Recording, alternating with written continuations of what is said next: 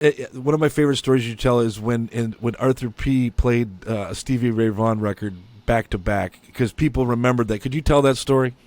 So the Stevie Ray Vaughan record came in, and brand new artist, right? Nobody, and you know, there are those moments where, as a programmer or a music director, you needle drop a record.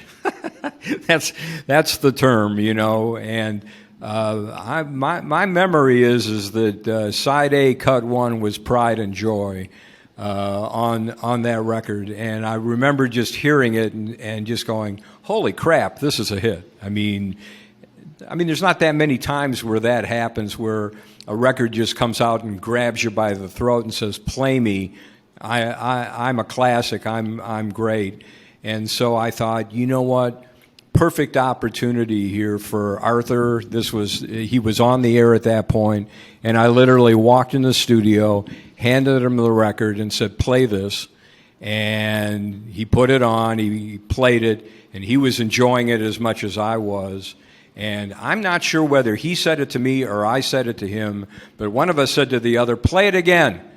And so, sure enough, the record ends, and Arthur opens the mic, picks up the tone arm, and says something like, "Feels so good, I got to do it again." And so he did.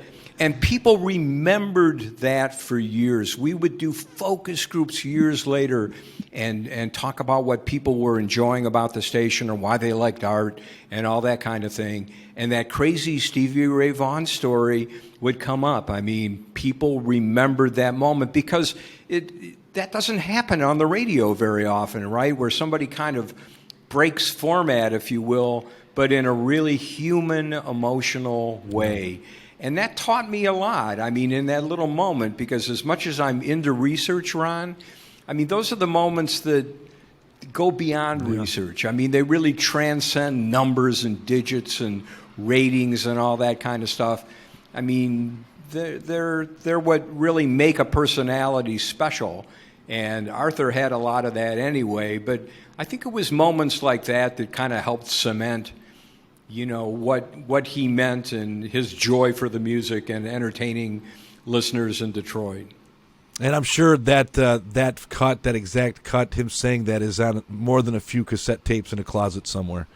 Well, you know, you wish you could program something like that every few weeks, but you can't. You know, you can't fake that visceral enthusiasm that you have for a record or an artist or whatever it may be. It you know, as cliche as it sounds, it's got to be organic. It's got to be something that's real.